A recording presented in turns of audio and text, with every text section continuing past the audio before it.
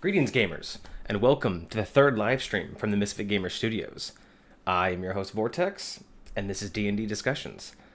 Today is part 2 of the Gaming in HighPoint. In part 1, I went a little off track and ended up talking more about what I am like as a player.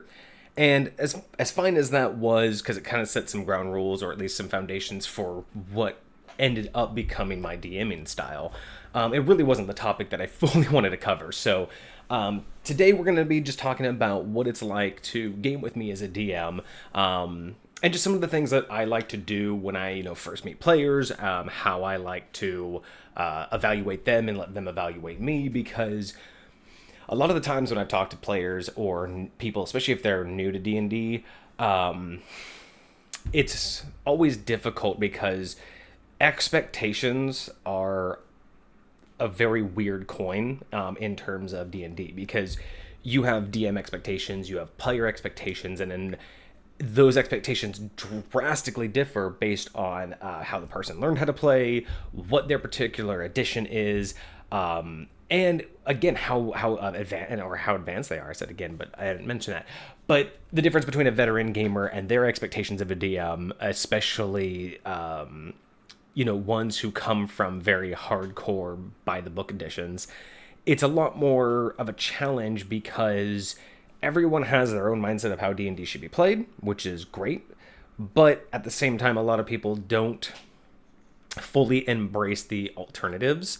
And that's where you get a lot of things where people start to go back and forth a bit on, the rules. You get the rules lawyer involved, and then you get situations where people just don't vibe because the gaming styles aren't in line. So there's not a lot of fixes to this in terms of, as a DM, if I'm playing with a player who is just not about anything like RP based, they're not about the story, they are literally just there to roll dice and do math and basically play very analytically, which is great. I've known players like that, but it does sometimes cause confrontations during gaming sessions when you're trying to be, say, more lofty with the story for other gamers. And there's no real solution to fix that.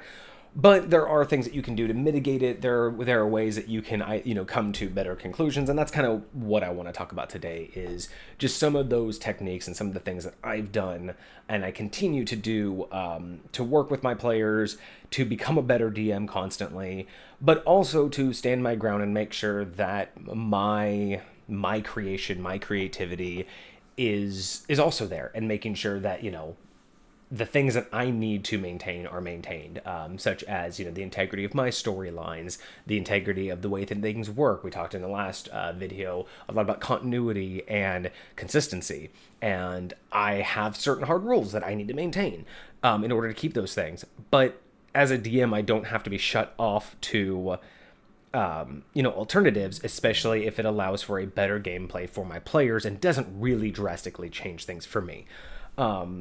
So yeah, when it comes to DMing, we talked in the last video about me as a player. I like to push the boundaries. I like to see and test what the world does when I interact with it. And as a DM, that's kind of shaped the way that I approach crafting my world. So I mentioned in my first video that I don't really I'm not a big fan of playing modules. I'm not a big fan of playing one-shots, and I'm not a big fan of playing very tailor-fit, campaigns. I mean, I guess you would just call this one-shots, but the reason those tend to be harder for me, excuse me, that I mentioned in my last video or two, it's just not. I like to get connected with my characters. I like to get connected with the story. And the more things that make me disconnected from it, the more it becomes a game of doing actions, like doing the things, making the check marks, than it does becoming a game that I'm interacting with. So, for instance, if I'm playing a game and it's very linear, it stops becoming a game where what can I do to be creative and have fun and try different things. It just becomes a game of what do I have to do next to get to the next part. And I see this a lot too in games where you have over preparation, where DMs really go above and beyond to create the scenery and the setting and all of the intricate layers of the background that's happening around what the players are doing. And they try to get all of that across, which is sometimes great. Sometimes there's a lot of players who like all of that. They want to see the whole world all at once before they even step foot. But the problem with that is I see a lot of DMs will do that and then not relate the gaming session back to all of this. So you tell me there's intrigue, you tell me that there's diplomacy and there's politics and there's bureaucracy and there's, spies and people double crossing each other and there's all these different crazy things going on and you're here to go over there to do this thing and none of this is affected by it. And none of this directly applies to what you're doing. And so being caught up in a political drama with the king who then sends us to go do something that has nothing to do with the political drama we just witnessed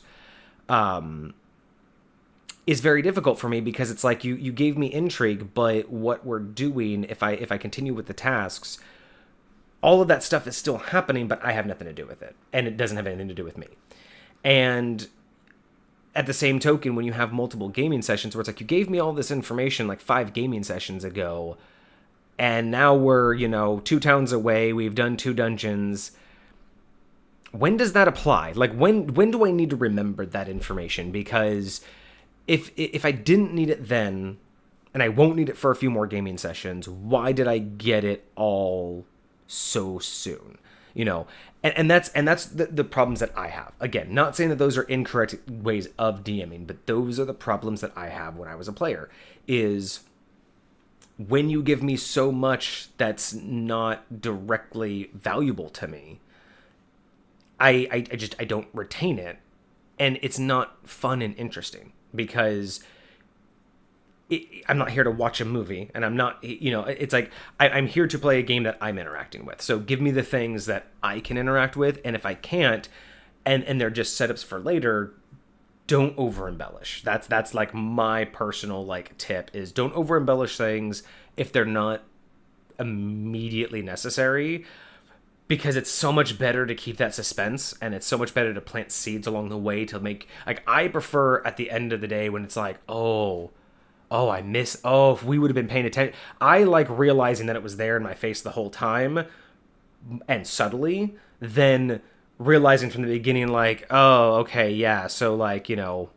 20 minutes into that 1 hour monologue, that's the clue we were supposed to have got.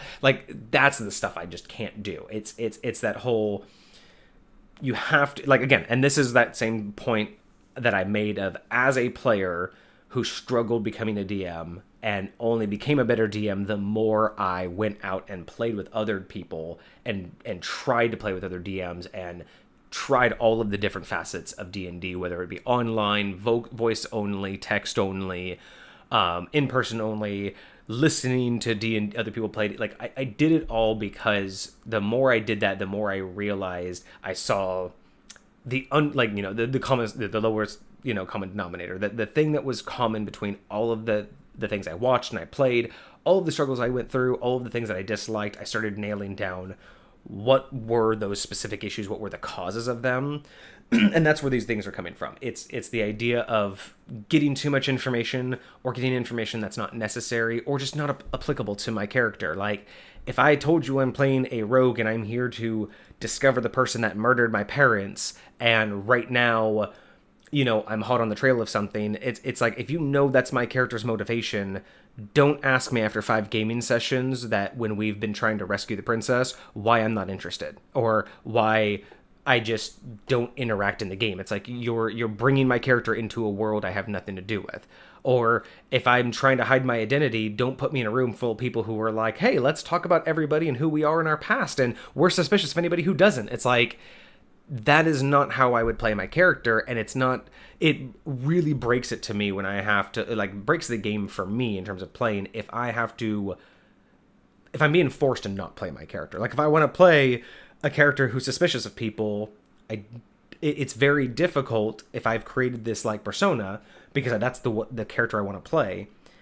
But the DM is very strict on, it's like, yes, but like, why are you so suspicious of everybody? It's like, just talk to this guy. He wants to give you information. And it's like, but I'm suspicious. Like, it's like, I told you my backstory. It's like, I've been robbed before, and it's like, I've been almost murdered, and I've been, framed. So it's like, I'm always suspicious of new people, and we're traveling in the middle of a forest, and someone just appears out of nowhere, says, follow me if you want riches. Yes, I'm going to be suspicious. Why are you telling me not to be suspicious? To me, that's like, okay, so why did I create my character? Why did I do anything if I'm just going to play the game the way you're supposed to play the game? And again, not everybody does this, but there are some DMs out there who they understand a way to play the game, and so they don't take into account the nuances of other ways. So they're just like, yes, but like, it's D&D.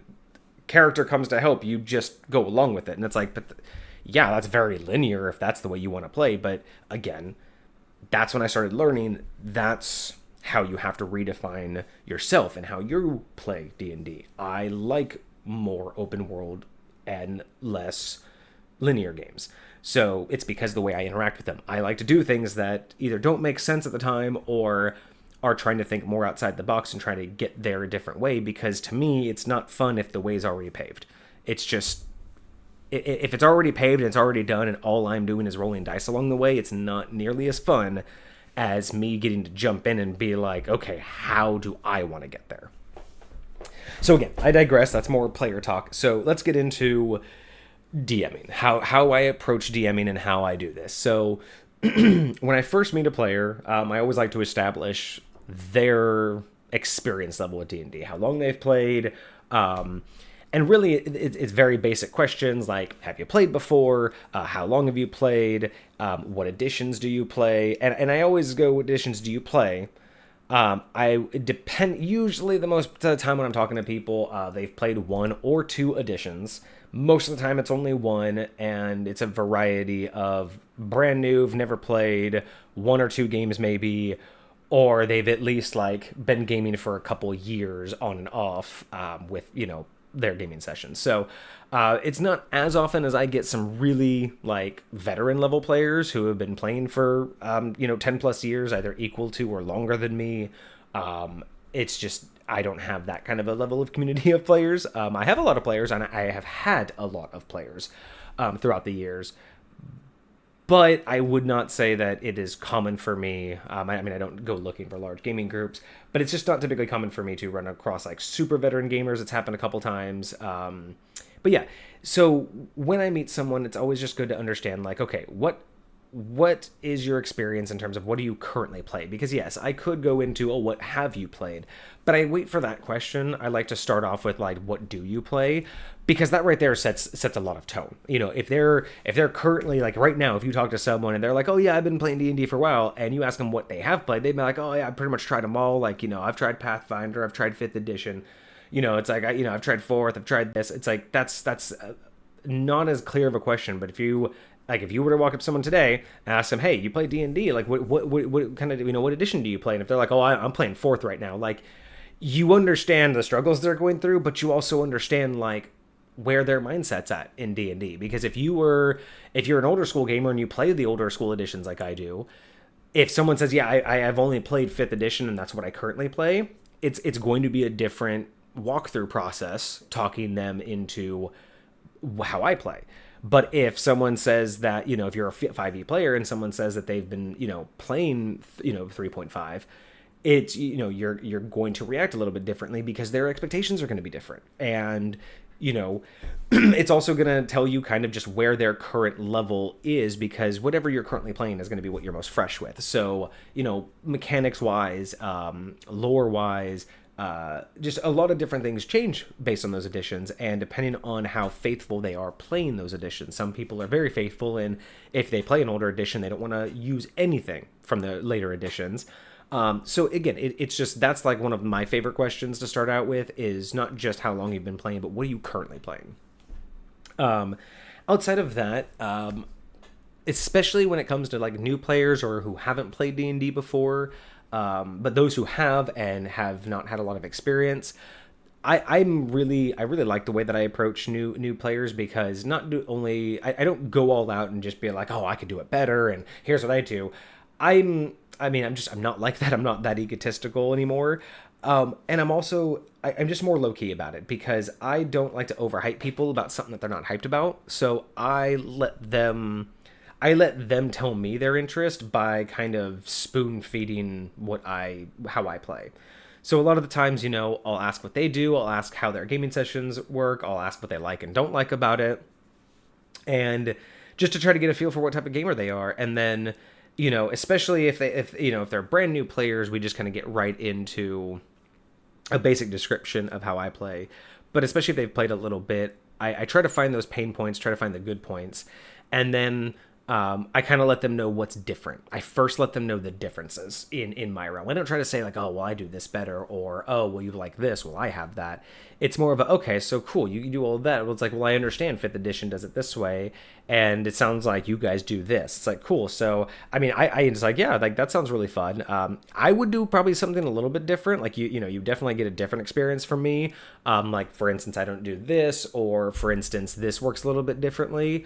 But if you're interested, we can give that a try, and I could show you a different way, and that way it's just more of a, if they hear that there's differences and immediately are like, oh, that sounds like a good, like, that they're not interested. Like, okay, you don't want anything different. But if you start to explain the differences, and that just like strikes them as like, oh, like that's different, is it? That's when I'm like, okay, cool. Like, you actually are willing to accept that you're not going to have an experience that you're used to.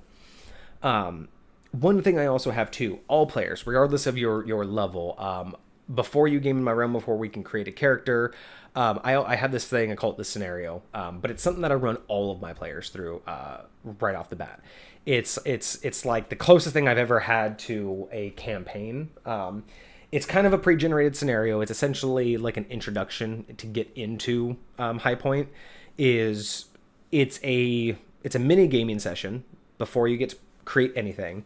And it was first designed because I was having a couple friends who were really interested in and I was just starting to nail down becoming a good DM, and I had a couple friends who just had never gamed before, and I finally wanted to actually like get real players. Like, I actually wanted to sit down with people and actually like have players, but they were brand new and they didn't really like, and I was still trying to like have a good way to explain how I was planning on DMing. So what I ended up doing was I created this little thing I was like, hey, so how about we just sit down, we'll play a little bit right now. We won't do anything major, but just kind of give you an idea of what it's like to play. And a couple of them were down for it. And the more I did this, the more it actually was a lot more fun. And the more I learned about myself and the more I learned about them doing this. Because at first I was just like, hey, I want to give you an example of what it's like to game with me. But then I realized it was such a great tool that I refined this little scenario more and more to what it is now, to give me a much better idea of what type of gamer I'm going to be dealing with. And now it's a two-way street. It gives them an idea of what it's going to be like to game with me in a very quick snapshot, but it also gives me an idea of what type of gamer they are and how I can modify my DMing with them during their gaming sessions in order to become better, and make them have more fun. Because again, everyone's supposed to have fun, but really, it's the DM's like job. Like, that's one of your jobs, is to make sure everyone's having fun. And slightly critiquing the way that you DM to incorporate all of those different aspects for players is, I think, important. And yeah, and if you disagree, fine. But yeah, I think that every DM should be, I think DMs should be more malleable than the players. I think that should just be a general rule, but that's personal. Let me know in the comments if you agree. So the scenario, I designed the scenario to be a no win, no lose. It is not a pass fail. The scenario is literally just an opportunity for the player to experience what it's going to be like to game with me, for me to gain insight on who they are as a player, and it's a very quick way to describe to people how I see D&D. So first I preface the scenario with, if we want to do this, takes 5-10 minutes, or it can take an hour. First thing I let them know, it's as long as you want it to last. Right there, no pressure. Doesn't I told them there's no goal. It's somewhat of an escape room kind of scenario, but it's just there's no real goal, and it ends whenever you want it to end. So that right there just removes all pressure. It's like some people do feel pressured to start gaming or to do anything major. So when I sit them down and I say, hey, we're not going to use dice, we're not going to use paper.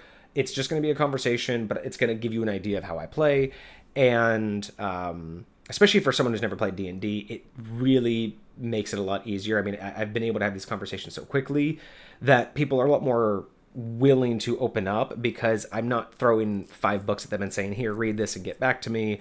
I'm not telling them that they need all of this crazy stuff. I'm literally saying that if you want to learn D&D, if you want to play D&D with me, we can do it right here, right now. We can sit down, pick it up, put it down, and pick it up later. And you never need to touch anything.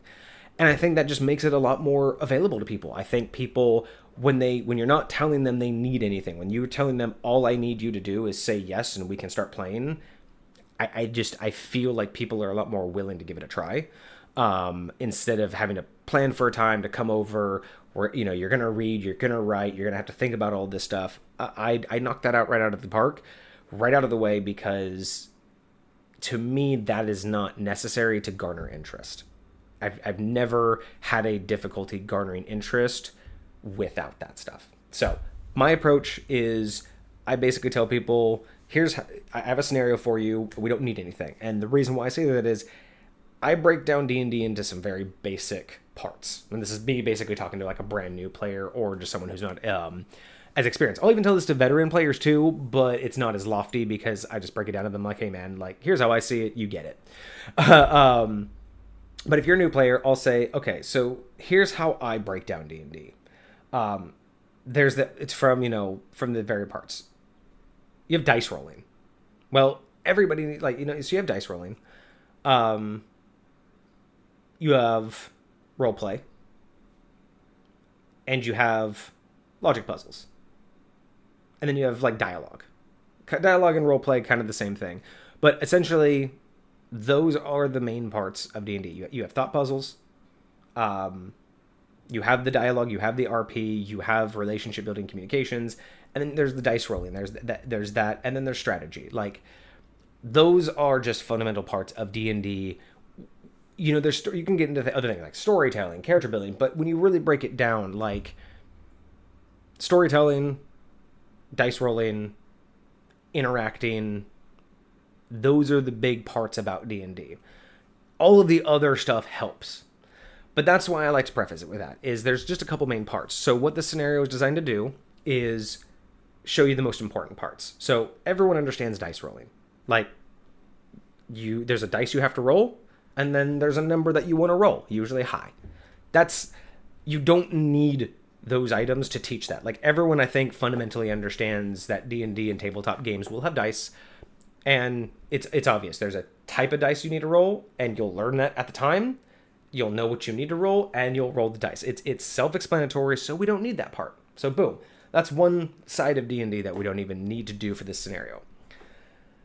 The paperwork and the character building, that's all helpful, but not for this scenario. You're not going to have an inventory that you need to keep track of. You're not going to have life, and who you are as the character isn't going to matter. We'll get into that when we start the scenario. So right off the bat, that's why you don't need dice. That's why we don't need paper and pencil for this scenario. What this scenario is going to do is show you what it's like to hear the scenery, hear the setting, interact with the setting, and give you an idea of, without, outside of having to roll dice for stuff, what is it like to do the thought puzzles? What is it like to interact with me as a DM? And what is it like to tangibly play D&D minus, attack rules and things like that? If you're in a town and if you're going to be in a town and you're going to go shopping for something, that's, you might roll to find the shop. You might roll for, certain dialogue, if you want to get the price off. But if you're in a town, you don't have to roll to say, I'm going to go shopping. You're like, hey, we got to a town. I need a new sword. Let me find a blacksmith. That is the core fundamental of D&D. The other stuff is just what makes it more expansive. So once we get into that, and I basically let them know that's why we're going to do this scenario, just you and me, because all I need is just to interact. The scenario starts out, I basically let them know right off the bat, for right now, ignore who or what you are for the purpose of the scenario. You have amnesia, you don't know who or what you are, and it doesn't matter. So just, again, taking all that stress off of them right off the bat to not keep track of anything, and just let them focus on playing the game, right? That's what this scenario is all about. I'm not going to get into all the details because it is something that each and every one of my new players go through, and it is something that, maybe one day we'll go through it, but for right now, I'm not going to go through step by step, because even some of my current players who watch this, I don't want them knowing things that they may not have interacted with before, because every player is greatly different in how they interact with this scenario, and I love it. I highly suggest anybody can have like fun with this idea, because how different people approach it is so much fun. But essentially, everyone has the same intro. They wake up, it's in a dark room, and basically that's all I give them. I just say, okay, you're waking up. You can tell that it's dark. Your eyes are just starting to open. Your eyes can't focus just enough yet. What do you do? That's it. That is the beginning of it. There is no preamble. There is no there's no paragraphs of information. It is simply, you've woken up in the dark. I mean, in a very classic way of just, you've woken up in the dark. What do you do? That right there is my favorite first question of every player. When it finally gets into, do you want to try this out? Look, we don't need dice because you get dice rolling. We don't need paper because that's just details that we'll figure out as you get interest in D&D. But to really set a scene of you're waking up in the dark, what do you do? I love that question, because that right there will start to define what type of player you're dealing with. That first instinct. I mean, a lot of the times with the veteran players, like if I've run people who have played D&D, especially old school gamers, one of the first things they always have a very specific first thing they do. And then new players, they typically have a category of things that they do, but it's so great because I've had people who really get into it right away and put themselves in that situation. And then I have the people who just treat it like a questionnaire. They're like, okay, I do this. And then, okay, this happens. Okay, I do this. And it's great because as I learn that, there are some people who are just more stiff because they just don't get it. And they start to open up once you start to play with what they're saying. As a DM, you need to set that tone, right? So if they're being very cold and you're giving very cold responses, like, you wake up, what do? I look around. You see nothing. What else do you do? I look the other direction. You see nothing. Well, if you play like that, you're not helping them. But if they're like, I look around, okay, well, it's still currently dark. Your eyes are still, adjusting. It feels like you might, the darkness may be going away. Maybe, you just haven't fully focused yet. But you don't quite see anything yet. You kind of look left and right, and yeah, there's just nothing immediately around you. What else would you do? And I've seen a lot of people will become less stiff over time as me as the DM will help embellish and help let them understand, I see where you're coming from. I see what you're trying to get done. You're not quite ready to express it, so let me help. And a lot of times I let my players have all of the agency. I try not to do as much about telling the players what's going on with their characters. I try not to overload what's happening to their characters because it's their characters. So if they say they want to do something, I will take some liberty in what I feel like I know about their character to embellish the situation for everyone's sake and for narrative's sake. But I really try not to do the thing where I basically take over your character in a cutscene and I tell everyone what your character's doing. I try not to do that unless it very much makes sense. But I mean, and of course, if the character jumps in and says, I really wouldn't have done that, I'd be like, okay, what would you have done? I don't take away that player agency. I only try to utilize it and embellish it in the most opportune moments when it would benefit the narrative.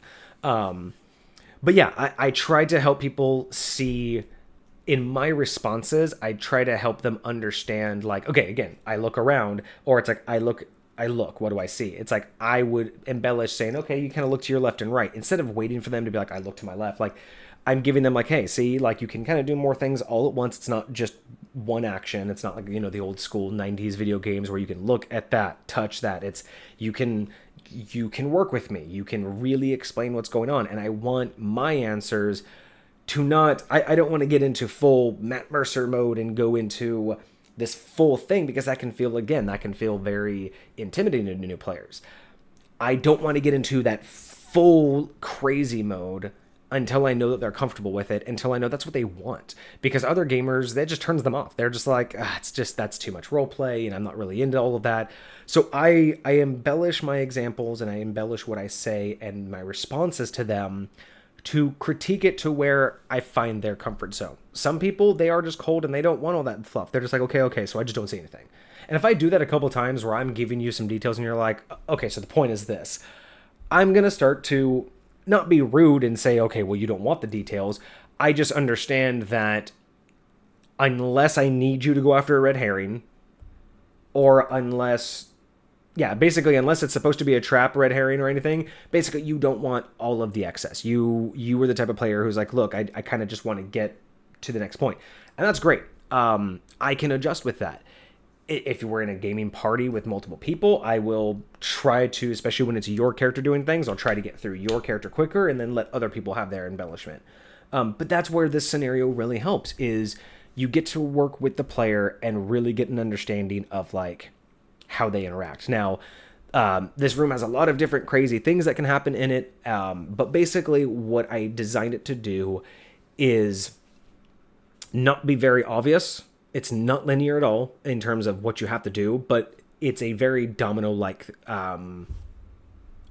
experience. So it's not like you wake up and there's a locked door and there's a code and then a chest. It's not like an escape room where there's these predefined puzzles and answers. Nothing is obvious. I try to make all of my clues and all of the aspects not obvious for this scenario. And I'd actually be really curious if we get some viewers on these videos. I'd be really interested to know how many people are interested in me walking through some of the details of the scenario, because it's not like you guys would ever be my actual players. This is more for a personal one-on-one thing. But I might actually go through some of the details. But basically, it is kind of an escape room in the sense that you are locked away somewhere. Eventually, you get more and more details. You start out not being able to see. Eventually, you will be able to. And then the whole experience is, how are you interacting with this scenario or this situation that doesn't appear to be either logical, or at least doesn't appear to be straightforward. So for one instance, one detail that isn't really a spoiler, not spoiler, but again, you learn very quickly in this scenario, once you can start to see and once you start to interact with things, you're basically locked in a cell, like a cage, that has no door, no hinges, no locks. So that right there, again, it's the first presentation of this isn't normal. Like you kind of get the feeling of, okay, escape room, I'm in a cell, maybe I'm in a prison. But every new piece of information you get beyond you're locked in a cell, even from the very beginning of it starts out dark and how you start to be able to see, all of those things, nothing is explained right away, nothing is obvious, and everything is designed to lead you to want to try. Like, everything is there not to be obvious until you get it. Then, out of nowhere, like, I watch all players do this, where it's like they try, they're really not getting it, they really don't, they're just like, you see the wheel turning, like, they're not defeated. I try to make the scenarios where it's like, it's not defeatable, it doesn't make you feel dumb. I've seen people get frustrated because they're like, it's right here in front of me. And then, once it clicks, it's almost like watching a fire finally come to life. It's just like, suddenly, once they've caught on to some of the tricks, the things they start to try. This is why I like these open-ended scenarios where it's not just there's one answer, where you can make things to where it really promotes people trying, because once they kind of get how this room is working and the things that they've found and how the things work, once all of that happens, it's just, they just start to try an amazing amount of things, and then they all eventually get to a certain position. I haven't had anybody not escape. Everyone's gotten out of the cage. But what I mentioned before is, there is no end to this scenario. Once you're out of the cage, the scenario continues to go. I've had people play for up to an hour. I've had most people play for about 10-15 minutes. It's up to you when you want to end it, because there is no end goal. I've never had somebody last longer than an hour, and I've had a lot of people. I tried to give everyone like an accomplishment. I tried to tell everybody what they were the first to do in this scenario. Every single player that has gone through the scenario has done something somebody else did not, and so they get like a first like achievement of like you're the first person or the only person to do that. And yeah, it's a great thing. I think things like little situations like this where you can play without pen and paper, if you can play without dice, if you can create a scenario where you know the rules, you know the way out, or you know the end result, but try to make the end result accomplishable in more than one way, or make that, if there's only one way to accomplish it, make that way discoverable in more than one way. So if there's a door that they need to unlock and that key is somewhere, it would be so nice if you can make that key discoverable in more than one way. Not just, oh, there's a picture. You have to decode the picture to unlock the chest. Inside the chest, then there's, if you have those key steps, that's fine. Again, if that's what you need to do, start out with that because it does help. It really does help understand new players. If you run them through this, it'll give you guys both a really cool understanding. And if you are a very strategic campaign builder, you build campaigns, you build the storylines, you build out and pre-generate everything, then do that. Do these pre-generated starters because it will tell your players what kind of, what it feels like to play with you. Again, I'm not saying that you have to do it open-ended like me. I'm encouraging it, but I encourage the idea. What I'm telling you is DMs try to do this introduction game. Try to do an introduction game that doesn't require anything, that requires no presets, no pre-knowledge. It's just an interactive game without all of the required rules of D&D. So again, you don't need to know how to roll for things. It's really just give them a situation that they can react to, something that they can interact with, and show them how you interact with players as a DM and see how they are going to interact with you, because these could solve so many problems right out the gate. You could find out if you guys are in a good gaming group, or you could find out if one of you need to alter the way that you play in order to make this work. But yeah, I would just say that, yeah, make a scenario, make some kind of an introduction game that doesn't require dice, doesn't require books, doesn't require a character sheet. Whether or not there's multiple end results, whatever you want them to accomplish, or whatever, the ideas, because of course the idea is that they wake up in a cage. It's not that you have to get out of the cage to complete the scenario. It's just that's a motivator. I put you in a cage. Why? To motivate you to get out. It's not that that's what it's required to do. It's just a good, easy, oh, okay, I'm in a cage. Let's try to escape. Oh, I've found some stuff. I obviously have to use, it's this whole thing of let them discover, kind of like in a good campaign. I don't like campaigns that just tell you everything right out the gate. I like campaigns that make you kind of have to discover some things. And this is one of those opportunities that you can do. Now, let's say you're not that DM. Let's say you're not the kind of DM who wants the characters. Maybe you really do pre-plan everything. So make them wake up and there's a note that just literally handwrite a note. Make a cool, awesome note out of game and be like, you wake up and you see this in front of you.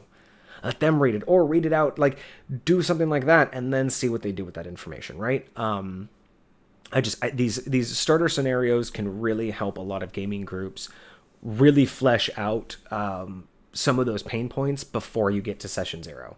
So yeah, this is what I do. I like it because it gives every player their own personal experience, and I have different benchmarks. So one thing that I do is you start out alone and you can completely finish it alone. However, if it gets to a certain point to where I think you might need assistance, or they're getting frustrated, or basically if a certain number of things would trigger that I feel necessary, I pop an NPC in there. And that's part of, there's a big in-game lore about that my players haven't discovered yet.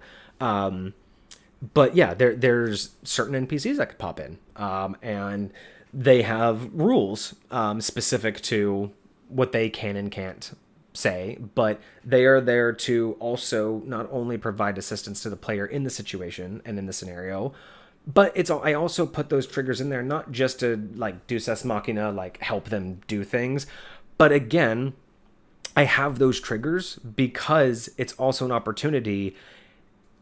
if the player, like, some of the triggers aren't just because they're having problems. Some of the, if they're doing extremely well, I'll throw an NPC in there for two reasons. One, to slow them down, because I want them to have more fun, and they're maybe just going so fast I can't keep up.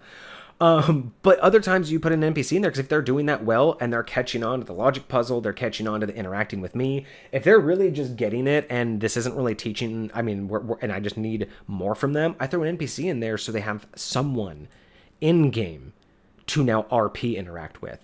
And that is also a great thing, because if you're getting a character who gets it on a metagaming level and who gets it on a player to DM level, throwing an NPC at them in this little scenario now makes them understand, like, what's it like? Like, what does it look like to interact with somebody? So that's, again, full circle. That is how I start with my players. Usually I will let them know how I game. If they garner interest, I'll say, hey, let's throw down a little quick gaming session, 5-10 minutes, maybe 15, or as long as you want. And we don't need anything. No dice, no thing. Just for this purpose, you're nobody. You have amnesia. But here's the scenario. You wake up. It's dark. Let's go. What do you do? And then it just evolves into, based on what they say, it's what I give them. The scenario continues. They see more. They find more. They do more. They interact more. And at the end, whenever they're done playing, I let them sign off however they want. There is a pit in the scenario. I would say that the majority, I think, actually, no, I'm going to say that every single person who has ever ran this scenario has ended up in the pit, whether by choice or by action, and the action didn't turn out well. But yeah, everyone's pretty much ended the gaming scenario by jumping or falling or some way ended up in the pit. But yeah, it's a great way, because once we do that, then I say, okay, cool. If you enjoyed that, we can definitely set you up with the character and move on. And the reason why I also like doing that is not only does it allow me to learn what kind of gamer they are, and let them learn a little bit about me, but now I planted a huge seed. If they had a lot of fun and I say, cool, if you ever want a game, now we can create a character, now they have so much more motivation to play with me, because now they kind of know what to look for. Now that we've gone through that, the next topic I want to go over is going to be more about what it's like once you've passed that scenario. What is gaming with me like? How do I create characters? How do I run gaming sessions? I'm not going to do too much more, probably maybe another 20-30 minutes. I just kind of want to do some more overviews of what regular D&D is like with me, some gaming sessions, character creation, and then I'll probably be signing off. But I'm going to go use the restroom real quick, so I will be right back. Talk amongst yourselves if you're here.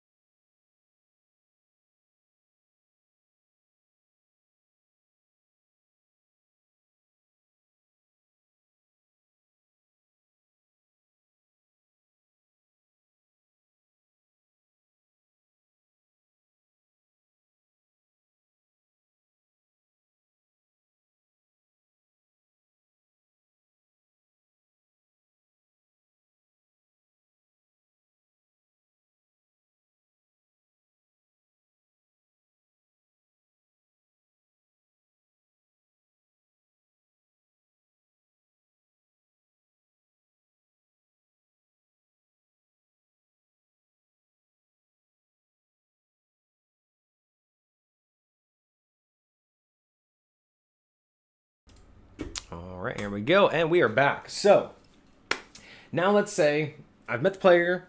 We had some interest. We wanted a game together.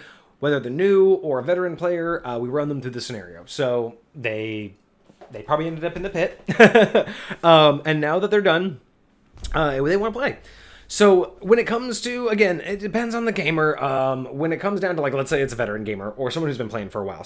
I call veteran gamers just people who are very comfortable with gaming, and whether or not they're hardcore in their own rules or very open to gaming, it's the people who are just experienced enough to where they are comfortable jumping in and just kind of getting things done with the rules that are ahead of them. Whereas more newer gamers are more hesitant, or they have more questions, not as confident, or they're confident, but they're just like, okay, so they want, veteran gamers tend to not need the DM as much, or they interact with the DM on a much different level. Whereas veterans want to use the DM more, newer gamers tend to need the DM more, if that makes more sense. And again, not all veteran gamers want more interaction with the DM, but I'm just saying that they will use the DM in a different way, whereas the newer players need the DM's help. Is kind of the difference. But yeah, if it's more of a veteran gamer, we'll kind of just jump right into character creation. Veteran gamers kind of know what they want. They may ask me some questions, like, again, they use me. What's good, what's different, how would you interact with this? Like, they'll use my knowledge of my own system to better design their character, but a newer gamer will just have questions about how things work. So if it's a veteran gamer, we'll jump right into it. We'll go over the nuances of character creation straight with them. And if it's a brand new player, the newer the player, actually, the more I enjoy helping them create a character. And the reason is because I really enjoy helping people create characters the same way that I create characters. It's just, obviously I like helping people, and of course we all like doing the things that we like doing. But it's just, it's not the fact that I want players to play like me. I like introducing them the way I was introduced, because I feel like it makes a better bonded connection to people and their characters in the long term. I feel like I've watched people get introduced with just creating a character, and again, either min-maxing it or mass creating characters, or just creating characters for the sake of creation. And while that's nice, I feel like I prefer bonding with my characters. I prefer having more of them as an aspect of me, just living a part of me, or just I like them to be more than just something on a piece of paper. And because that's where I make video games. I make video game characters, and as much as I get into the stories, they're video game characters. They're respawnable, they're a dime a dozen, it's whatever. But a D&D character, it's just too much investment. It's just too much time investment for me to just throw it away and not care. But I also will say, as a DM and as someone who likes to really get into the gaming sessions and really just do more than roll dice around, it's so much of a different level of gameplay when the players are attached to their characters, and not just in the sense that they don't want their characters to die or whatever, but when their goals and mindsets or their motivations are equal to the character's motivations. So when they want their characters to succeed, or I love it when my characters are my players are actively mad at themselves because they're about to do something they don't want to do, but that is what the character is going to do. And that level of gameplay is so much more fun, because it's one thing to just be mad that a DM is making a certain ruling, or a rule doesn't work, or a bad dice roll.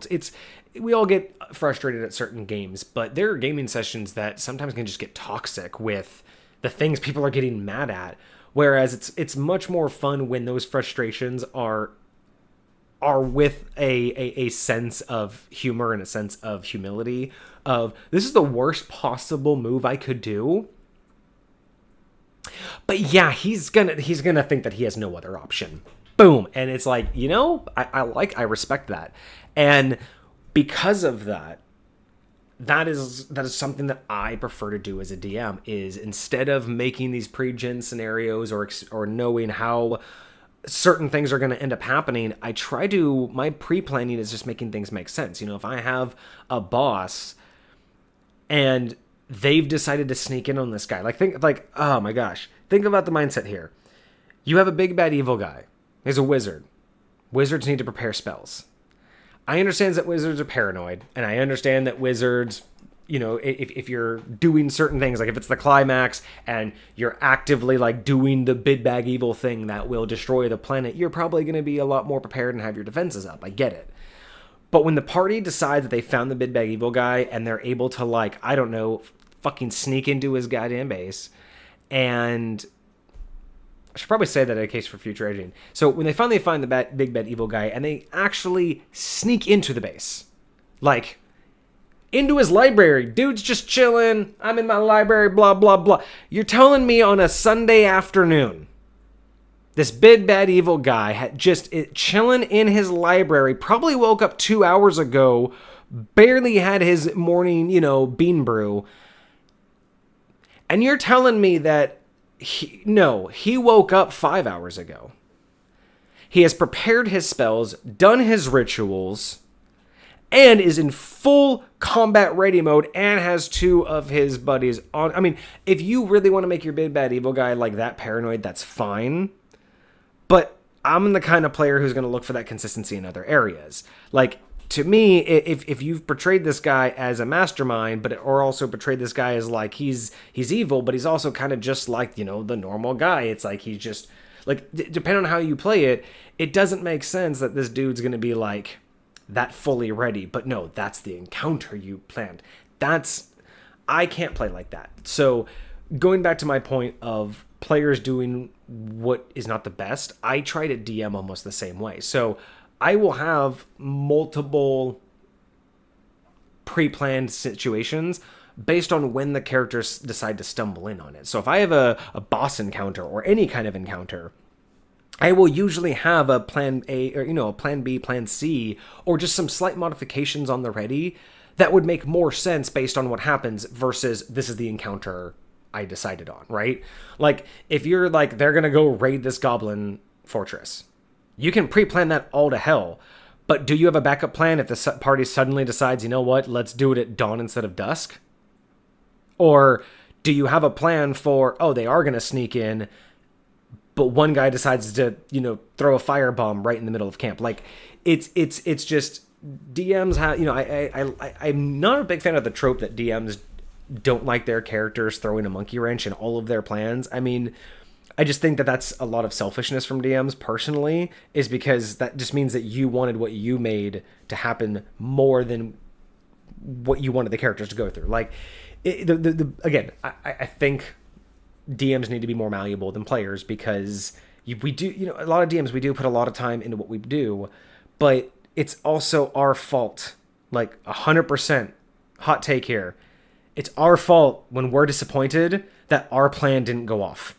Like, our entire job is to give the players something to plan against and something to fight against. And if you didn't plan properly, or you planned that loophole and they found it, that's on you. Like, I'm not a fan of the trope that the players are at fault for ruining plans. My players love to fuck with my realm because of the openness I give them. But that's also what makes the realm unique and better, because if it's just the story that I'm telling, then it's not truly a living world. It needs to have the chaos that the players bring, and that's why I'm not a fan of over planning, but I'm just a fan of just keeping a few ideas in mind in case they decide to throw me a monkey wrench that I can't plan for. But if I have a few categories of ideas that are kind of on the ready, I can try to figure out what that plan they just threw at me, where it fits in and how best to adapt. But at the same time, I will also do things as a DM, again, in character sometimes. So halfway through a fight, like, depending on what the characters do, like, I will reward and punish them for things that are clever in different ways. I mean, if halfway through a fight they want to start talking, like, it really depends on where in the fight and what's happening and whether or not talking is going to work, but there is a chance it will work.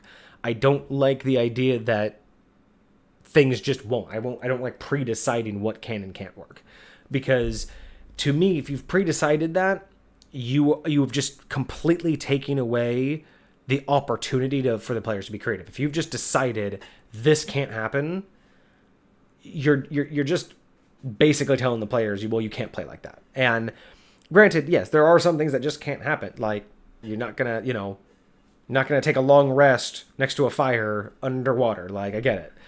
But the mindset that you're just going to pre-plan for certain things not to happen, and you're not even willing to like have like a dialogue or have that, those are the times where I'm just like, I think DMs could be more open about that. But yeah, so when it comes down to after we've done the scenario and a player wants to create something, going back to now DMing, one of the things that I like to do in introducing people to a character, especially if they're not sure or if they're brand new to the game, the way I like to do it, and again, the way I like to bring people to connect with their characters, is I will begin to just ask them questions. We won't look at the book. We won't look at what things can do. What I do is I begin asking them questions about, okay, well, let's say we're playing, and let's say you're in a situation, like, let's say you're in a town, right? Like, you just arrived in town. That's all you need to know. Just you've arrived in town. It's the first thing you're gonna do. Like, what was like? Let's say you're an adventurer. Just put yourself in a fantasy realm, or just you just got off a boat. You landed in town. Like, what would be the first thing like in a game, or let's just say like you have anything you do? It's like, oh well, probably be hungry. Like, cool. So you'd go find some food. Like, okay, do you want like street food? Like, would you go to like the market for some street food, or would you go try to find like, do they have restaurants and stuff? And you ask them those kind of questions because not only are you learning a lot about them, but okay, so now you're discovering, you're already getting them to play. And then you're like, okay, well, cool. So it's like, that's one question. Let's say it's like, okay, well, let's say it's like nighttime, like you go into a cave. Like, I don't know, if you wanted to explore a cave, do you want to explore caves? Like, yeah, that'd be kind of cool, but like, but it'd be really cool if oh yeah, it's like, man, exploring a cave, lighting the torch, going through, it's like, cool. So let's say you have a torch because you need to see, right? Now you can kind of like, okay, you're probably not going to do the, you're already kind of getting an idea. Maybe they don't want a dark vision race unless they're like, but it would be really cool if I didn't have to hold this. Be like, so would you want to be a race that could like see in the dark? And then again, I've had players be like, yeah, of course. Cause they're starting min-maxing, right? Oh, I want better things. But then there are other players who be like, nah, actually, you know what? The challenge, like, nah, I'd have to have a torch. So it's like, boom, you wouldn't be these races. Or if you want to be these races, now we have to figure out a reason why your site doesn't work. And just little questions like that. Like, okay, if they ask questions about race, but if they're not thinking about race, be like, okay, well, cool. Well, like, hey, like, what would you prioritize? Like, would you want a fast character? Would you want a really strong character? Would you want a character who's just like you start to ask those questions and then start to ask questions of like, what kind of background do you want? Like, I mean, would your character be a professional? Or are you just like kind of wandering? Like, you start to get them to think like you're basically putting that individual in this fictional scenario. Be like, imagine you could live the best life, like without any risks, without any consequences. Imagine you were living in Lord of the Rings or whatever fantasy setting that you are building your world around. Just ask them, like, imagine, and I personally say always use a pop culture reference. Yes, I know it's kind of a trope that to be a DM, you have to rip off and plagiarize all your favorite things. Honestly, I'm a big fan of that, mainly because it helps keep you organized. And I dare you to prove me wrong. Prove me wrong that the people who introduce pop culture and all of their favorite things into their games aren't more organized with what's going on in their realm. And it's because doing that helps keep everything organized, especially if you have like ADHD or something. Those are the things that can help you stay consistent. Because if I relate an NPC to a specific pop culture, or I have a game mechanic that is referencing a certain pop culture, it's so much easier for me to stay consistent because that pop culture is in my head. That is something that is just one of my abilities to know. Whereas if I don't like a particular mechanic in D&D, or it's in a book I don't own, and it's not readily available, that's not going to always be fresh on my mind. Whereas if it's based on something that's a hobby or a interest of mine, it's going to be there. And I think go for it. I'm 100% all about using your personal interests and letting those influence your game, because that's what makes it personalized. It doesn't make it homebrew, it makes it personal. We'll get into the issue that I have with homebrew in another episode. I've already brought that up. But the point is, it's a trope because it's real. Like, it's always been that way. I don't know any DM who has not allowed their outside influences to garner some sort of like influence into their game. It's just, I think it makes for better gameplay. I don't think you need to fully rip things off. I rip things off all the time, but I completely make them my own and morph them into what makes sense in the physics of my game. But those resources make it so much easier instead of having to, again, own 50 million books of D&D. But yeah, character building. I start to ask them questions because if they don't know anything about the races, then there is one approach. You could tell them about the races and about all these cool things about like, oh, they're, this race, this is their culture and this is what they're all about. But it's like, is that the kind of player they are? Like, if you have a role play player, right? If you have an RP based player, it would behoove you to talk to them about like the races, how they interact with other races. Like, man, I want to be an RP. Like, I want to be like, I want to be rich. I want to, like, if they're just, some people are quiet and they're like, I want to play like the snobby guy. Like, maybe they want to be more like an elf, maybe they want to have an elven culture where they're super snobby. Or maybe they don't want to be like that. Maybe they want to play the traditional drunken, dwarf kind of concept. But if they don't know those tropes, if they're just like, I want to act like this, you can help guide them based on the traits that they want if those bigger things don't matter to them. And what I mean by that is like, if their whole aspect isn't like, I don't really like need to know like what the history of this race is, but if a certain race fits several of the traits that they want to portray in a character, then again, it's their first character or one of their first, just give it a try. And I'm always very open in the very, very beginning, especially if it's a brand new player. Nothing's set in stone on your first character. Like, always, it can be very, very difficult when you're garnering interest in a game, especially for a player. And again, all of these things I'm saying go back to my experience of watching DMs try to DM before their players and watching the things that I went through and understanding, I think, talking with my players, the things they've told me about why they enjoy gaming with me is because I try to take away some of those pain points. Playing with people, creating a character, all too often I've seen DMs be like, oh, you don't like it? Cool, well, let's create you a new one. That can be so devastating for a new player. Because a lot of the times your very first character, yes, every time you create a character is going to get faster, but think about video games and how much time people put into creating a character and then they get told like, oh, you made a terrible build. It's not motivating to go make another one because it's now more of a chore. I usually allow a gaming session or two, maybe 3, to let someone hone in on some of their character specifics. I let them change class. I'll let them change race. I'll let them change feats. I'll let them change main weapon. Like, if they get to that situation where it's like, this sounded cooler than I'm playing it, or if they're like, I had this really cool idea. I had an idea of what I wanted, and it is exactly what I wanted. But now that I'm playing, I want to play like this, and that's not what I built. Like, if they're like, oh, I want to do a rogue, I want to be an elf rogue, and I want to do sneaky, and I want to do that, and I want to backstab, and blah, blah, blah, and then they get into the game, and they're like, bro, I love just dealing with NPCs. I want to be a cleric. Like, I want to just, like, network with NPCs and help them. Like, it's a punishment to be like, cool, let's start over and create you a new character. Let's lose 4 hours again. No, what they want to do is they have a character that they've invested in already.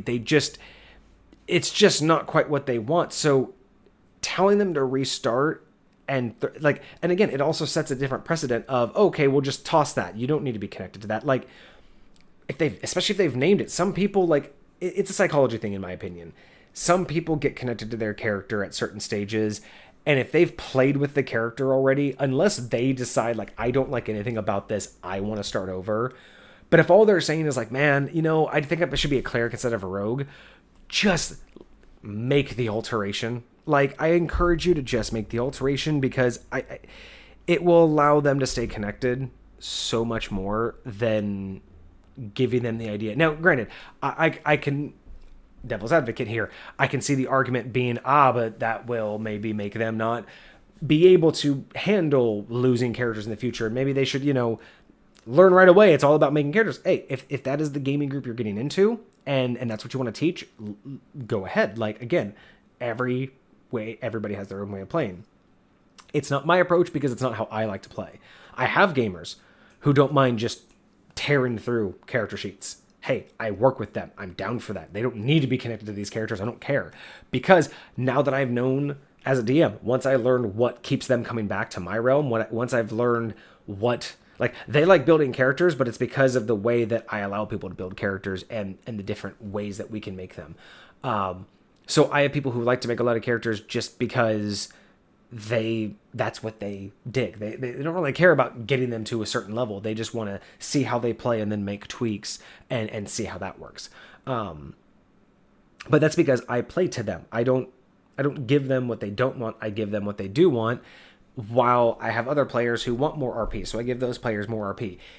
I don't change the way I DM like for my players, but I do try to input or take away things that I know will disinterest them. So my DMing is always the same. My rulings are always the same. I'm consistent in like the events that take place. I'm consistent in the type of game we play, but some people will get more dialogue. Some people will get more descriptions. Some people will get, more red herrings. And then other people will just get things that are more direct, but it will still be the same type of gameplay.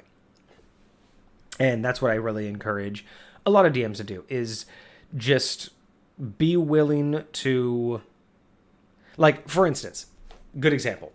Let's say you have a gaming group and you have a couple people who are just all about the information that you have to give. Like, you have this beautifully built world with tons of information, dialogue out the ass ready to be read out, and you have players who just love that shit. All they want to do is talk to this NPC, ask questions, and do all of that. And let's say you have players who, once they have their question answered, they want to move on, and they just want to get it, like, done and quick. Well, you can't really, like, you're not going to make anyone happy in that situation. But as a DM, how I handle that situation is, depending on who's interacting, I try to give everyone a reason to interact. So if I have the one person who loves talking, and we've been talking for like 2 or 3 questions, and they've gotten a lot of dialogue, I'm constantly aware that this guy doesn't want to pay attention to all of this. So once in a while, I'll throw him a TLDR. So I'll do all the lofty, so where was the princess last seen? Oh, well, last week, blah, blah, blah. They'll get the whole story and who was on shift, blah, blah, blah. And then I'll be like, so you notice that, his story is pretty consistent, though, about last week. So it's been about 7 days since she's been gone. And the last person to see her, you guys have already questioned. So what's your next question? And that right there keeps them engaged, because they don't care about all the other shit that I said. They probably tuned it out, but I need them to know that. And their character would have known that. So getting back to them and being like, bro, here's the deal. 7 days. This was the last person to see her. You've already questioned them, and you know that they don't know anything. What else? And this also allows them to keep up. And if they want a question, you don't answer their question for everybody else. So the person who's asking the big lofty question, you give them the big answers. You TLDR for this guy. If this guy chimes in and be like, wait a second, didn't you also say that the last guy you see him, doesn't he have an assistant? Yes, he does. What happened to the assistant? You guys don't know yet. Can I ask where I want to ask where his assistant was? The assistant went missing the day before she did. He didn't realize that and didn't put it together. That's it. Just give that to him. Let him continue with that. If the other players need more, like, well, what do you mean he disappeared? He would then tell you, and then you go into the big dialogue and the big for the people who wanted it. Because the thing is if the TLDR guy, sorry if anyone's offended by the specific gender, it's not meaningful. It's my vocabulary may be limited sometimes, and it's not that I'm intending it. I apologize if it is offensive. Not intended to be. But if the TLDR player is getting a TLDR answer, if that's good enough for the rest of the group because their mind is on a different topic, they'll be fine with it. And that's it. They'll just, cool, he got his answer. But if they want more, they will ask. And then you give them more. Keep the TLDR guy player there. Keep them involved. Keep them with the information that they need. But don't change the whole gaming session for everybody. Just do what each player needs. So you're still getting the answers, you're still getting the points across, and you're still doing it all in the same gaming session. But don't give the TLDR player the entire paragraph, but also I wouldn't suggest doing the TLDR, then doing the paragraph without being prompted either. Just, again, it's that nice balance. There's no easy answer. I'm just saying that these are the things that I have personally experienced that make the game easier for a very variety in terms of party, because I've been in large partying groups where it doesn't feel like everybody's being catered to, and it really is difficult sometimes. The more people you have, the harder it is to do that. But that's where I'm just encouraging people to, again, this is where I say the DM should be more malleable than the players. So character creation with a new player typically starts with a lot of questions. I get an idea of what they want to play, and I allow that idea to be modified within a couple gaming sessions, a couple, 1 or 2 experience levels, until the point to where they feel more comfortable. After that, we have to start talking about maybe creating another character, which at that point, it's more of a, we'll just keep this one on hold. You can come back to it. We can ditch it.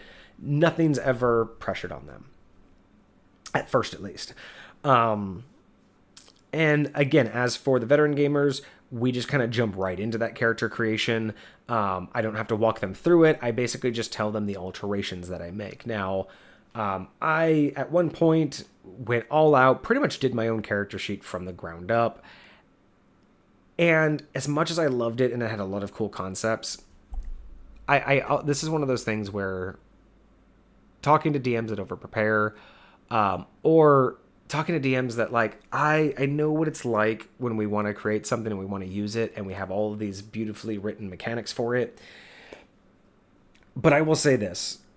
I've done that for years, and from scratch, built a beautiful character sheet, beautiful new mechanics, new things that just altered the way that the game was currently trying to portray it, and I made it either more realistic in terms of my game physics, or more realistic in terms of when they would be used. So I, modified just situations where it's like they have a mechanic for it, but the way that they have it just doesn't feel right.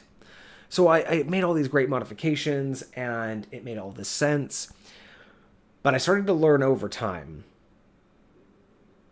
that as much as I had all these mechanics, I had to be real with myself and realize, like, hey man, you have a mechanic that it's been 3 years. It's beautifully built. You don't put in situations for them to use it. And if they do, this isn't the type of game that they would use that mechanic for. And what I mean by that is, like, sometimes as DMs, we have these mechanics, we have these ideas, we have these aspects of the game that we hold to be true and we hold to be valuable. But we're not always honest with ourselves about the fact that we don't provide a game that makes that mechanic useful. So I'm trying to think of, like, so I had this mechanic where I wanted to alter the way of, like, bending bars, opening stuck doors, lifting things changed, right? So I redid this mechanic on, like, what was your lift value? So instead of it being based off of all of these, like, based off of, like, your class or whatever, I based it off of your strength score, and then I made this chart to where, based off your strength, it was a multiplier of your character's body weight. And I loved it. I thought this was great, because a lot of the times I didn't agree with the weight ratios, and I'm just like, I really would be kind of cool if I could figure out a way to make this sound more realistic. And I was like, okay, well, if I base it off of your strength score and your body weight, and I don't tell you that. I usually didn't tell players, especially new players, about this, because I wanted you to create your character. And usually what I would do is, once we created your character, before we got into those side calculations, after you got all your stuff, I'd make sure they're like, okay, what are your basic physical stats? Like, how tall are you? How much do you weigh? Then once they dialed that in, then we'd get into the calculations of, okay, well, what's your strength? What is your strength modifier for like, how much can you lift? Which would be like, if your strength's really high, it could be like 1.5. So I'd be like, what do you weigh? So that times that 1.5, that's how much you can lift. And I loved it because then you can have this like wide range of people who had a true range of skills. And we had this, on the character sheet, everything was great, but it was just one of those things where as we played, without specifically remembering that specific mechanic and without pre-genning a very specific, that they have to use this mechanic, we realized that in normal gameplay, especially just the type of game that a lot of my players do, like, we just never use the mechanic. It was never a very specific situation where it was like they had to know how much they could lift. If they needed to lift something, it was never really a situation like they never needed to lift something that was even questionable. Like, let's put it that way. There was just, I never specifically was like, oh, I'm going to put something in their way that they have to lift.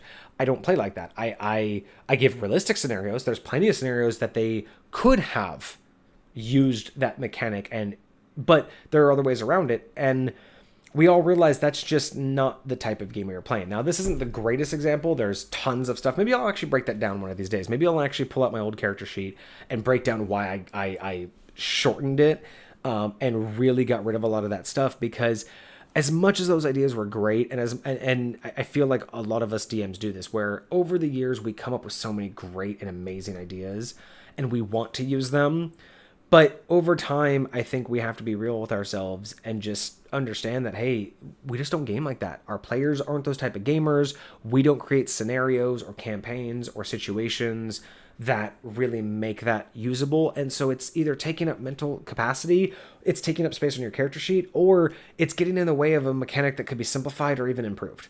So that's what I did. One of these days, one day I sat down with my players. I was like, look, we need to just revamp the whole character sheet. We're not using half this stuff. I love the mechanics. They're not gone.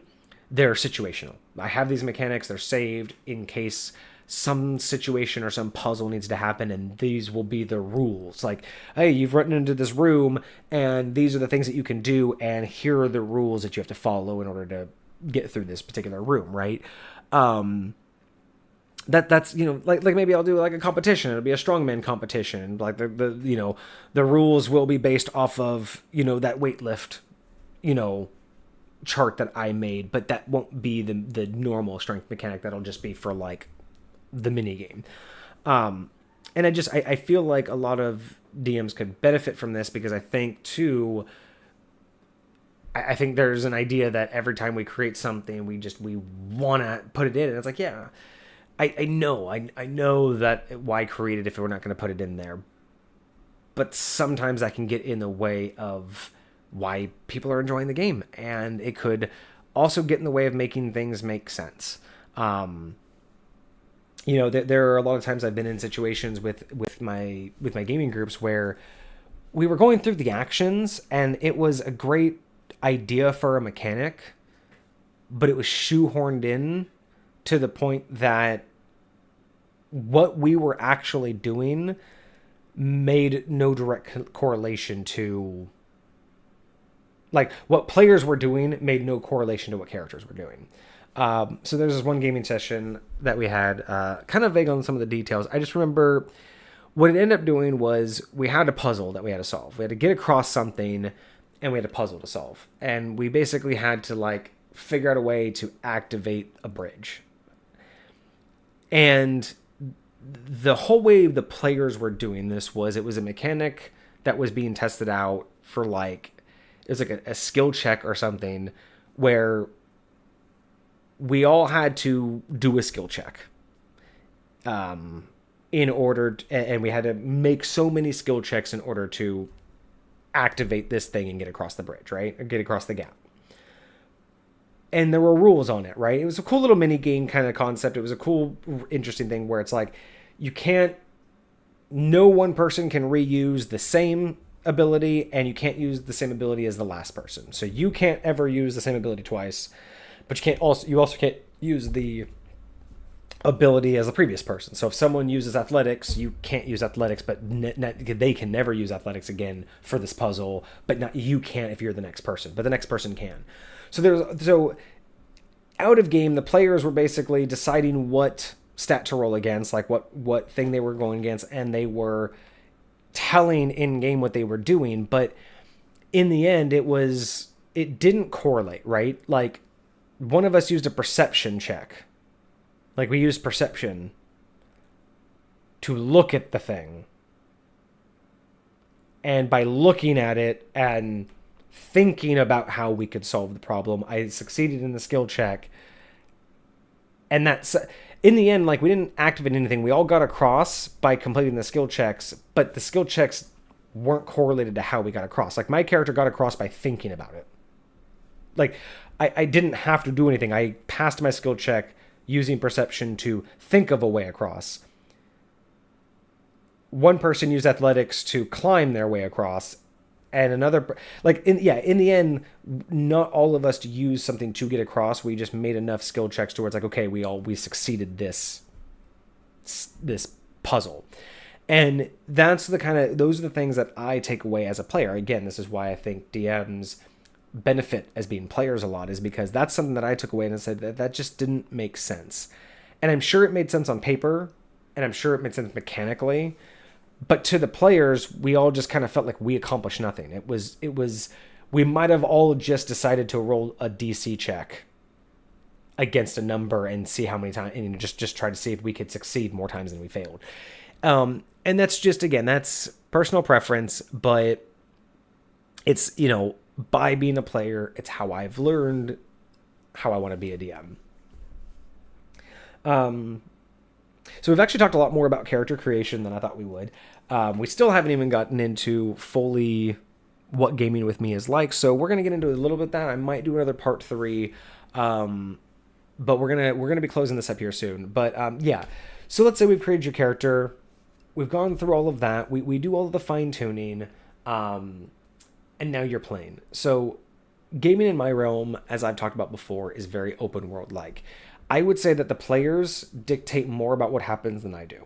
I don't play campaigns. I refer to campaigns as people's individual character story arcs. So most of my players have their multiple characters. And so when I could talk to them about their campaign, it just means which character we're playing, and what story arc they're going over. But the way that I operate is that all of my players operate within the same space. Multiple different, time may not always be the equal. So I have some players who are ahead of others. I have some players who are, further back, obviously. Some players overlap, and some of their characters overlap. I've had players meet other players' characters. I've had gaming groups game together. I've even had players having characters meet their other characters. Usually just by sheer coincidence and luck of the choices that they've made. But essentially my gameplay is not, you don't come over, we don't sit down and go, okay guys, it's been 6 months since you did X, Y, Z. Today you've been tasked to do ABC. Go. I love listening to that stuff. It's some of my favorite podcasting type of D&D are these what I like to call time jump campaigns, where each campaign is a snippet of these adventurers' lives. Like, things have happened in between, but these are the snippets that we get to see. I love listening to that kind of stuff. It's great for that kind of entertainment. I've started to incorporate some of that in some of my gameplay, but it's not quite the level that I game at. I typically will let the people, once they've told me, once we've asked those questions about your character, kind of get an idea of what you want to do. You don't have to, whether you've created a full backstory or you just create a character you want to play, I will go then start asking questions about the character, how you want to play, what you see yourself doing. Because based on those questions, based on what you see yourself doing, let's say that you just woke up, what would your character have recently been doing? You could be as fun, I've had characters like, I was probably drunk last night. I probably woke up in a jail cell. Other characters would be like, I don't know, I'd probably, be at home. Some characters wanted to just be homeless. Other characters would be like, I'm probably in my hammock in a tree, outside of town where I live, but I just, I have so many different people when you give them that kind of again, it kind of harks back to if you're a brand new player and I got you to create your character, or even in, those situations like the scenario, putting someone somewhere and saying, well, how would you react? That's kind of how I like to create their starting campaign, is once they've created their character, I know the backstory, I know what their character's been doing, or I try to get an idea of imagine like a video game. Imagine that you're taking over this character, but it's yours. You've decided everything that's happened up to this point. You're just now taking over full control. So get an idea of if they want to give you the full backstory, use that. Or if they've just like, hey, I was probably just drunk, probably just rolled into town. Or let's just say, like, you know, whatever they say that was done. Even if they don't know. If they don't know, then be the DM that you are and be as creative as you want to be. But for me, because all of my players exist in the same universe, what they tell me begins to help me identify where and when they'll be placed. Because it will, I use my players to help evolve my world, or my realm. So when it comes down to it, if, depending on what they're saying, I will try to place them where they'll be the most beneficial for me, and where they'll have the most fun, and where it makes the most sense. If they want to, you know, be a small farm town boy who hasn't really ever left town, I'm not going to put them in the middle of a major kingdom. Makes no sense. If they've never left town, why would they now be in a kingdom? Unless they said they wanted to run away and, you know, go join, you know, like the knighthood. Like, those are things that I'll decide based on what they're telling me, and where it also behooves me. If I know they're gonna, you know, be with another gaming group, or they're interested in other players, like they've met my other players and they're interested in maybe one day gaming together, I'll try to put them a little bit closer. But I will give them a fully unique experience. They don't all end up in the same place. They don't all start in the same place. They don't all start in the same way. But once I find out where the player feels like they want to start, we drop in right then and there. So if you're drunk and you say, I'm drunk, probably woke up in a jail cell. All right, cool. You're waking up in your own sick. Once you've cleaned up a little bit, you see that there's a guard sleeping on the other side, and you see a bunch of your stuff just draped over what looks like a very nasty piece of wood, kind of propped up on a wall, you know, propped up over kind of like a sawhorse or something. See all your gear there. That's it. That's your game. Like, now you're here. I don't need to give you anything else. I don't need to give you I don't like having to be sat down and told the history of a town that, like, what does this history mean to me? Like, if I have a character who's like, hey, I want to be in my hometown, like, I mean, if they start asking, like, what do I know and what's, like, who's the mayor, like, I give them what they want to know. I don't take preamble. All right, I don't take, not preamble, what's the word I'm looking for? That's weird. Like, I don't like to make too many assumptions, so I try to put them right into the action, and I learn how they want to learn. If I start pop you into the action, say you're in a jail cell, you start immediately reacting with the guard, try to get out, get your stuff back, you're out, you want to go find a merchant, you upgrade your weapons, you leave, you go find them. Like, if you're just doing all those actions, then I'm not going to bother explaining the scene around you until you need to know that your character is seeing something, or I'll have you roll perception when you could see something beneficial. But if you wake up in that jail cell and you're like, well, I look around, like, okay, there's one other guy here with you. All right, I pickpocket him. Cool. You got, you know, whatever. And then you start to look in the jail cell, and then maybe you knock out the guard, and then you look around the room, and then you go outside. Okay, well, what kind of city am I in? Like, what is the streets like? Once I recognize that these are important to you, the rest of your gaming session will follow. And that's the open world aspect, where you don't get plopped in with a goal.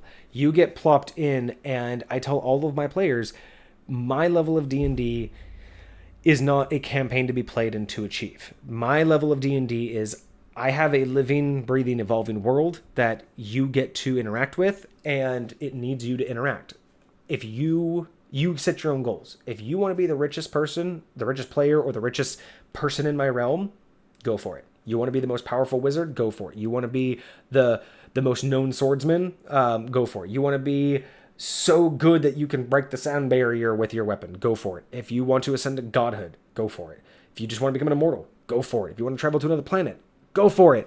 If you just want to be a king, go for it. Like, my whole thing is, you set the goal, and the world is there for you to do that. Now, the reason why I also do this is it's like, if I have players, I have had players who need more guidance. So I'm like, cool, well, you don't know what to do.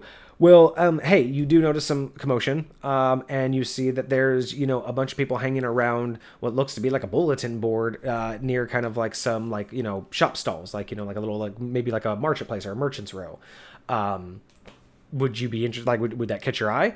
And again, I ask them these things to understand their character. If all of a sudden they're like, no, what's going down over here? Like, okay, But if they're like, yeah, like, you can understand. I'm like, okay, you need to be led a little bit. So let me give you some more as a DM. Okay, well, you walk up, you notice that, there seems to be, they're all laughing at this, wanted sign of, like, a village drunk or something, and something that he did, and they're just laughing at the story because that's just how they get their entertainment. Make up something dumb about why you got their attention. But as you peruse the board, oh, you notice that they're actually hiring, like, the king is in need of such and such. Make it a reason that they're, like, oh, well, hey, you happen to know that skill. Like, let's say they created someone who's an herbalist and be like, oh, it looks like there's a post, the local apothecary just lost their assistant and needs someone to go grab some herbs. Looks like they're actually just down the road here. Would you go talk to them?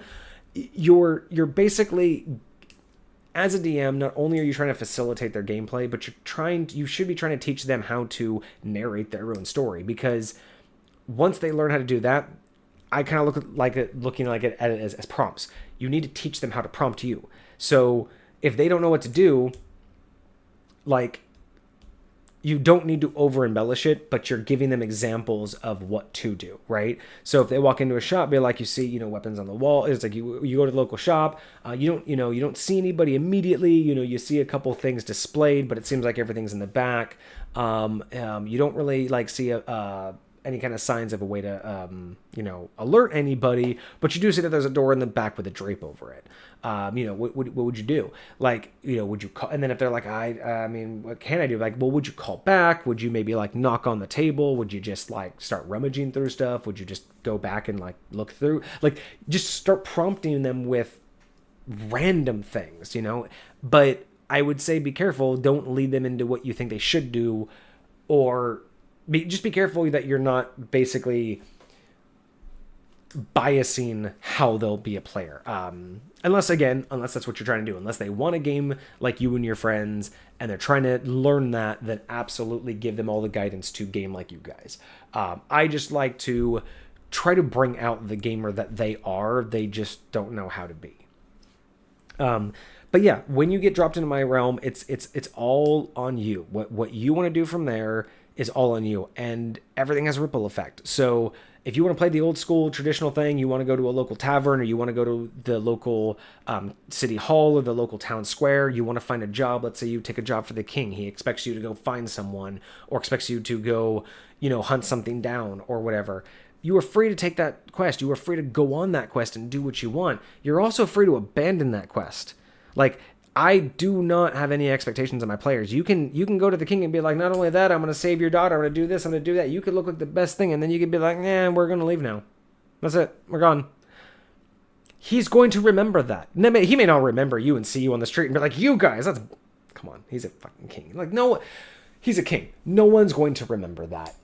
But the situation could arise that if he finds out who you are and that you did abandon him, I'm going to remember that. He's going to remember that. He's a king. He's not going to allow someone to disrespect him like that.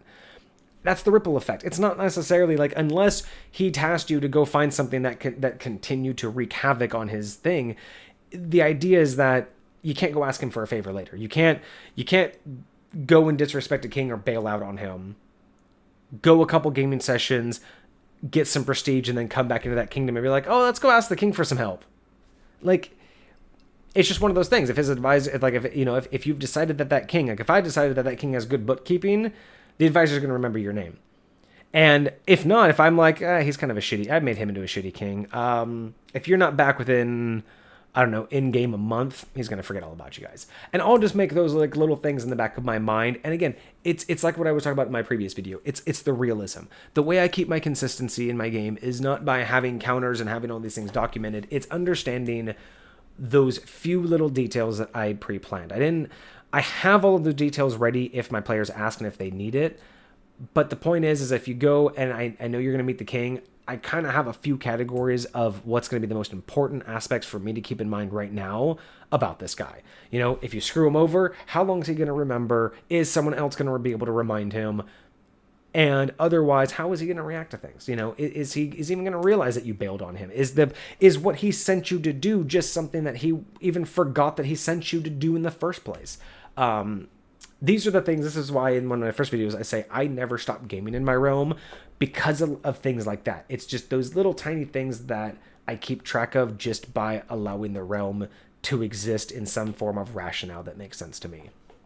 And what my players do from there on out is really all about, it's kind of like, I don't like the term sandbox, because although I understand why people would refer to it as that, it's not really a sandbox, because I look at the sandbox as more for testing purposes. This is the final product. I mean, this is a Elite Dangerous, No Man's Sky, Skyrim level game where everything's interactable. Every piece of scenery, like, again, I brought up the idea of, you make this massive, fully open world, and then every door is locked. And it's just a 2D door that has no structure behind it. That's just not how it is in my game. I give enough information that I know my players want and need, and then what else makes the narrative work. So I will give a list of things that you see. I will paint the picture. I'll give you some beautiful scenery. But in that description of 10 items, one of those things is really important that will continue the storyline. 3 of those things are important-ish, but could be missed. One of those things is a complete tangent onto something else. And the rest of it's just useless red herrings or just background detail. But my players are allowed to basically go and follow any of those 10 details however far they wish. I will never stop them. The only time I put barriers in my players typically is when it's an in-game thing that they need to figure out, or if it's just not knowledge that they truly could learn at that time. I try to make everything worth adventuring for. I try to make everything worth discovering. I will let players know anything they want to know that they can or they should in-game or out of game. It's always best to keep the mindset that the characters will always know more and remember more than the players. So as a DM, you have to be reasonable in understanding that. And yes, player notes are important, but at the same time, it's your world. You know it best. Work with that. Work with them. And yeah, when it comes down to giving players options, I give them options, but I try to make sure my players always know that the options I give you are just the narrative options. You don't have to accept only what I'm giving you. Your inputs matter. So if you come up and I ask you, is it the A or B? It's not that C, D, E, F, G don't exist. It's just that narratively speaking, this is what your characters are presented with. But if your character blurts out, well, what about this? I'm going to react to that. You're going to see what happens. But that's the whole point, is kind of that whole concept of, beyond the book thinking. Normally with those modules, it's more complicated to do things that the module doesn't cover, which is why it's more difficult for me, because it's also, I feel like I could probably do that, but it's also hard for players to feel like they have the agency to, which is why I kind of run the open world game. I also find it's better because, again, going back to that whole thing of I want my players to be connected to their characters, when you let them set their goals and let those goals adjust and shift and let the players run through the consequences of things that they want, I feel like they get so much of a better experience out of it, because if you know that the campaign's going to end, or if you know what, there's the big bad evil guy and this is what we have to do, yeah, you feel a sense of accomplishment. You feel like you've done some things, but it's different when they chose to go do that. They got the warnings. They still went to go do it because it's their choice, from the beginning. And if something bad happens, it's it's more acceptable. And in fact, it's more endearing to the character development and the player's development. And the reason I say that is because if something bad or a big consequence happens in a storyline that was a pre-gen campaign, you can play with that. You can use that for your character development. But do the players truly feel like that was the idea of something could have been avoidable is a major playing point, I feel like, in anybody's development, real life or in game. And having that aspect, having the whole could that have been avoidable, is it's a much bigger question when you didn't have to be here. It's one thing when you're playing and you decided, I am going to come here because I need this knowledge and my friend died. The question of was this avoidable was, well, I decided to come here. That's the big character development over arc that should be happening, that I would like to see happen, that I would encourage to happen. But if you have a game where it's like, hey, your job is to go here, obtain that knowledge, like that's the goal of this campaign. The idea of could this have been avoidable was, oh, well, could he have dodged that attack, or could we have done something different? But the question of could we have not have been here in the first place does not dwell on the character or the player. And as much of that isn't necessary, it's just one of those things I like. I prefer that level of interjection in the character and player development. And I think that is one of those fundamental things where when the player feels fully responsible for everything, the lessons hit a lot harder. And it just allows the DM to do a lot more with it because the player's basically setting themselves up. They're setting up what to do. They're making their own enemies. When the players make things happen for themselves, they start to realize, like, and again, this is where you can play into that other trope of that I like to see some DMs do, where if you're really allowing that player agency and letting their consequences build up in the background, that's when they can become the BBEG of somebody else's story. I love doing that when you have a playing group who is essentially like after another playing group or a specific character because of the actions that they've done, that you've let that trickle effect become something that looks different from the outside or has a different interpretation based on who got affected by it. I have a character who actually did that. He created a character, started realizing that he could use magic to manipulate like plagues and diseases, and he wanted to start playing with that. So he just kind of went to these he was like, I just want to go to like rural farm towns. Like I really want to like spread my thing, but he's like, I want to test it on places that are like, producing animals, like, so I, in a short time frame I could test a lot of things. And I'm like, okay. So he thinks to go to all these things, and then he leaves, and I'm like, where do you think all of them yes, like there are places who, like, a lot of places in my setting will like have their own farms and everything, but like he went to places that had very large, like he didn't just go to a town that had like 5-10 cows.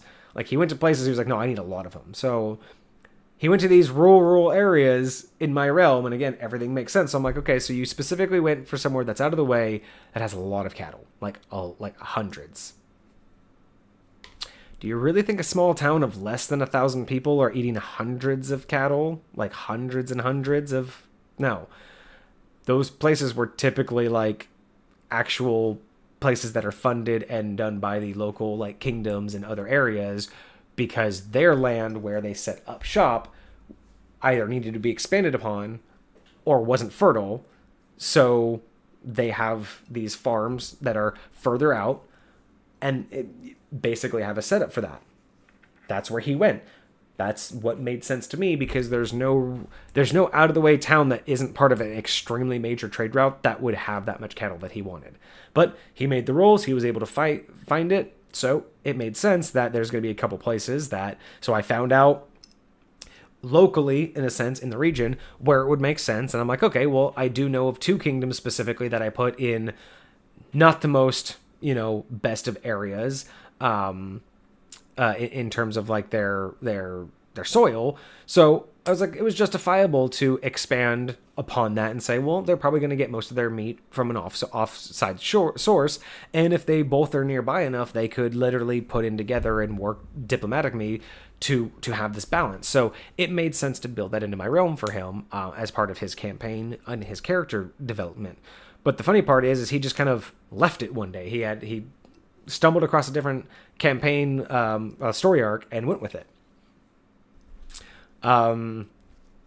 To this day, those kingdoms are still suffering from his shenanigans, that he spent like a year in that area messing with the cattle, so much so that, yeah, both kingdoms are forever changed. Basically, they lost lots of their population due to partial starvation and partial just a drop in residency. I mean, once they lost their good source, like they couldn't grow it themselves, they couldn't figure out what their source was going for, and because they had so much excess, both of them used that as partial export, which lost them money. Basically, there was a fallout. I really wanted to follow that because he wasn't thinking about it, and so I wanted that to be like, he doesn't care, it didn't really negatively affect him, but that is the consequence. Other players have actually gone through those towns, and they never knew that those towns used to be very bumping. In fact, one of them noticed when they were looking around the town, they were like, because I kept telling them, like, they see something odd, but they couldn't quite get the perception check to like hone in, until one guy finally, like, one of my players finally got caught onto it, and I think he was a paladin, and he had noticed a church. And he was like, something's wrong with this. So he was able to glean insight. And it ended up that what they were noticing was that as desolate as this place was, as the lower the population, as scummy as it was, like basically just looked like it was in shambles, nothing looked that old. Like it didn't have ruined buildings. It didn't, like, nothing looked like this place felt and acted. And that was just a small little detail, and then they passed through, and nothing ever came of that. Because again, I put in details, give players autonomy to go after them. If they don't want to, that's it. You've moved on. If you remember it and want to go back and discover it later, you can. But in the end, that little detail was because it wasn't a year ago that this was a very bustling, major trade area, and it was a very, not wealthy, but it was a very well-off like little kingdom. And when they came through, it was after the famine, after everyone had left, and so they're seeing what looks to be nearly pristine, very nice, not very aged city, like, you know, all of the buildings and everything, but with basically homeless everywhere. Like everybody, even though everyone has a building, like everyone's starving. Like no one has much. Like it's just not well taken care of because the foundations fell apart. All because one of my players wanted to mess with some diseased cattle. But yes, so that's a little bit of an intro. We'll go into more and more as these videos go on, but just that's kind of an intro of gaming with me is really writing your own story. I'm here to react to your prompts. I will do as much as I can and as much as is needed for you to get your experience. But in the end, the more you give me as a player, the more you get. The more you ask questions, the more you interact, the more you poke, the more you see the game itself, the world itself around you react. And there are no limits to anything. That is the way that I go.